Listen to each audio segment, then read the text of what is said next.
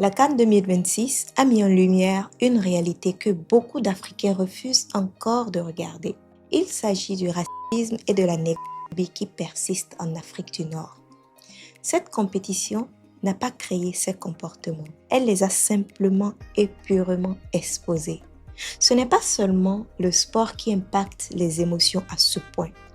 Le sport peut provoquer des frustrations, oui, c'est légitime, mais pas au point de réveiller un imaginaire raciste aussi violent. Ce qui s'exprime là, ce n'est pas la défaite en tant que telle, c'est juste une vision profondément ancrée de l'autre. C'est la vraie nature de ceux-là qui vont jusqu'à imiter les singes juste parce qu'ils ne savent pas canaliser leur frustration.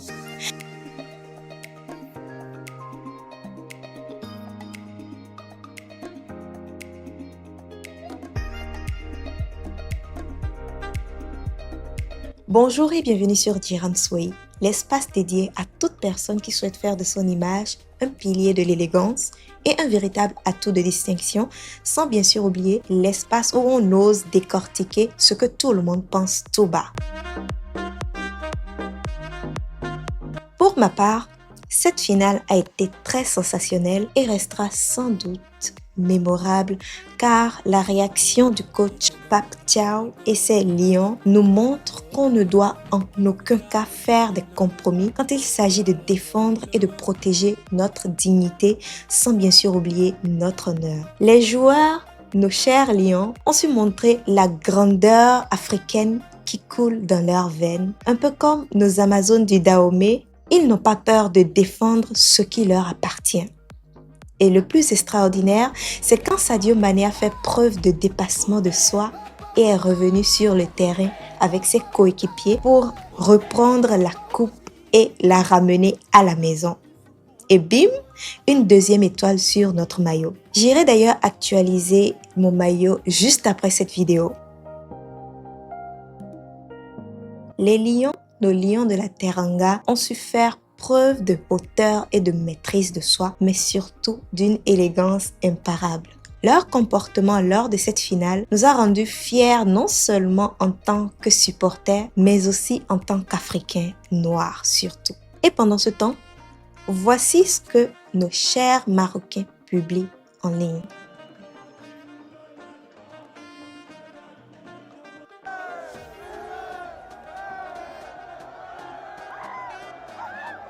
Je ne sais pas comment est-ce qu'on peut être aussi mauvais perdant. Vous avez perdu chez vous, oui, mais ce n'est pas la fin du monde. Assumez tout simplement avec dignité. Acceptez l'échec sans déshumaniser l'autre. Ce qui est visiblement difficile pour vous. Et cette incapacité n'est pas anodine. Elle révèle un rapport ancien, hiérarchisé et qui viole l'Africain renoir globalement. Il y a un vrai problème de négrophobie en Afrique du Nord. Ça, ce n'est plus un secret pour personne. Cette CAN n'a pas rendu les gens. Elle a juste ressorti ce que certains cherchent à camoufler juste pour sauver les apparences.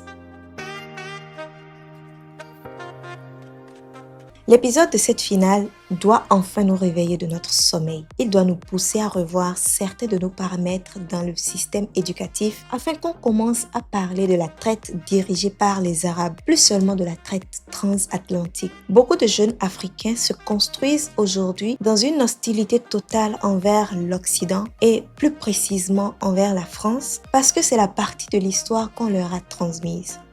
Mais savent-ils réellement ce que nos ancêtres ont subi dans le cadre de la traite orientale? Savent-ils que certaines pratiques de domination et de déshumanisation se prolongent encore aujourd'hui sous des formes un peu plus modernisées?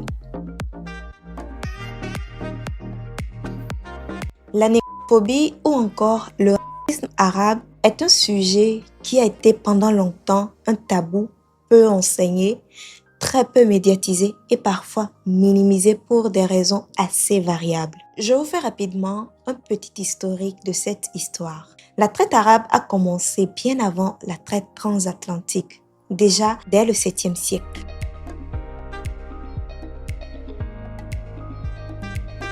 Elle s'est étendue sur près de 13 siècles. Elle a concerné principalement l'Afrique de l'Est, Zanzibar, Tanzanie, Kenya et autres. Ensuite, la Corne de l'Afrique, le Sahel et une partie de l'Afrique centrale.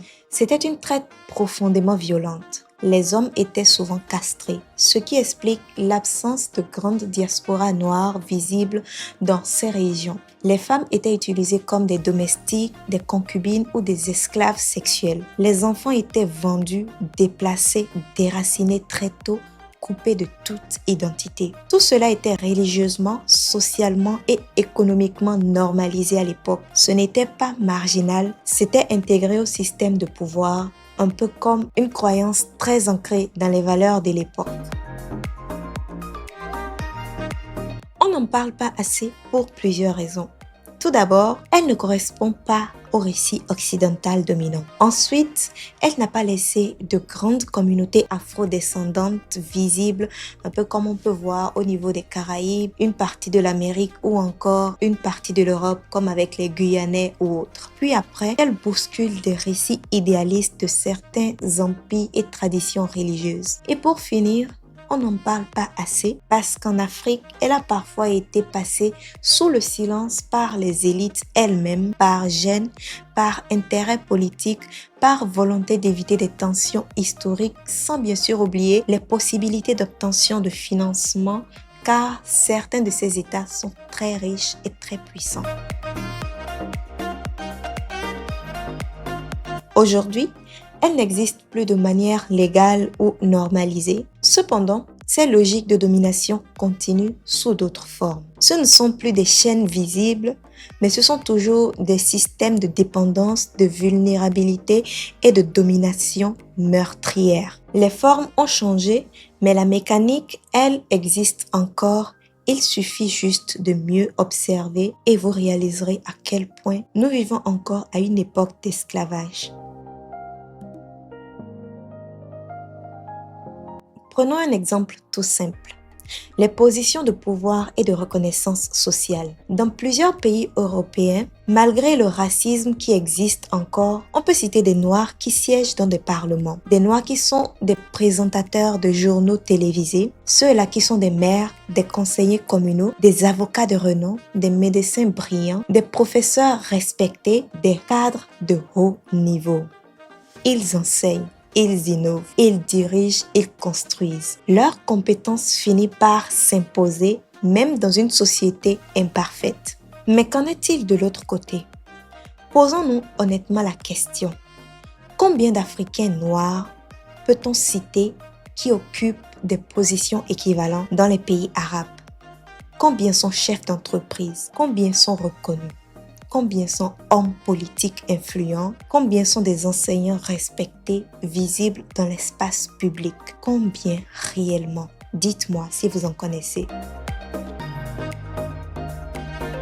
Pour aller plus loin, dans les pays comme le Liban par exemple, la réalité est souvent glaciale. Les Africains noirs y arrivent majoritairement comme des travailleurs. Dès leur entrée sur le territoire, leurs passeports sont confisqués. Ils vivent sans statut réel, sans protection juridique. Ils sont soumis à des conditions proches de la servitude, pour ne pas dire l'enfer. Les salaires non payés, les horaires inhumains, la malnutrition, les mauvais logements, la violence physique et les humiliations quotidiennes sont ce à quoi ils font face. Les femmes africaines sont particulièrement plus vulnérables car elles sont exposées aux abus sexuels, elles sont battues puis agressées à nouveau, tout ça dans le silence total. Leur humanité est niée, leur parole est ignorée. Et sur le plan social, les frontières sont encore plus brutales. Un homme africain noir ne peut pratiquement pas envisager de courtiser une femme arabe sans risquer l'exclusion, la violence, voire ou le titi. Et même quand il choisit il passe d'abord par le titi. À l'inverse, dans de nombreux pays européens, malgré les tensions qui subsistent, le droit d'aimer, d'épouser qui l'on veut, reste réel et protégé. Ce n'est pas parfait, mais c'est possible. Et d'ailleurs, Plus récemment, il y a carrément le Liban qui interdit aux ressortissantes africaines d'accoucher sur leur territoire. Can you imagine? Pendant ce temps, paradoxalement, des ressortissants libanais sont accueillis, soignés, respectés dans plusieurs pays africains. Tout cela pose une question centrale. Ces pratiques sont-elles juste détachées de l'histoire ou sont-elles l'héritage direct de ce qui a pendant longtemps été normalisé chez eux? C'est ici que le lien avec la traite arabe devient plus qu'évident. Une traite qui a duré sur près de 15 siècles. Une traite marquée par la castration des hommes, l'exploitation sexuelle des femmes, l'effacement systématique des descendants, mais surtout de la culture et de l'origine de chaque personne noire. Une traite qui n'a pas seulement déplacé les corps, mais qui a construit une hiérarchie raciale durable où le noir est associé à la servitude. Et pourtant, dans nos programmes scolaires, cette histoire est totalement absente. On enseigne abondamment la traite transatlantique qui est indubitablement une tragédie majeure. Mais on tait largement et volontairement la traite arabo-musulmane comme si elle dérangeait. Mais pourquoi? Peut-être parce qu'elle ne correspond pas au récit dominant. Parce qu'elle remet en cause des mythes politiques, religieux et civilisationnels. Parce qu'en Afrique, certaines élites ont préféré le silence à l'affrontement de cette mémoire. Savez-vous que ce silence est une violence? Tant que cette partie de l'histoire restera marginalisée, les mêmes mécanismes continueront à produire des rapports d'infériorité bien réels. S'il existe aujourd'hui des travaux historiques approfondis et largement accessibles sur la traite arabo, alors qu'on me les montre. Jusqu'ici, les références restent rares, marginales et trop souvent absentes dans les discours officiels, comme dans des programmes éducatifs ou même dans le discours de certains panafricanistes qui préfèrent se muscler sur l'Occident parce que c'est bien plus facile pour eux.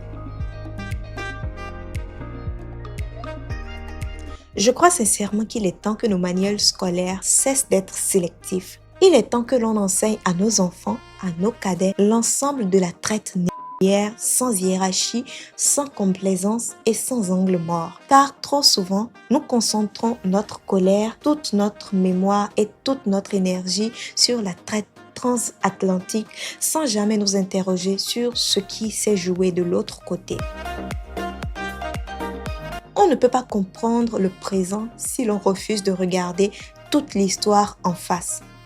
Ce silence, c'est une forme de violence générationnelle et il est temps pour nous d'y mettre fin. Sur ce, je vous invite à partager cette vidéo autour de vous afin d'aider votre entourage à en apprendre plus sur l'histoire. Par ailleurs, si vous n'êtes pas encore abonné à la chaîne, je vous invite à le faire puis à activer la cloche de notification pour ne manquer aucun de nos rendez-vous. Je vous donne rendez-vous très prochainement pour un sujet tout aussi intéressant et même plus. D'ici là, portez-vous bien. Merci et à très bientôt.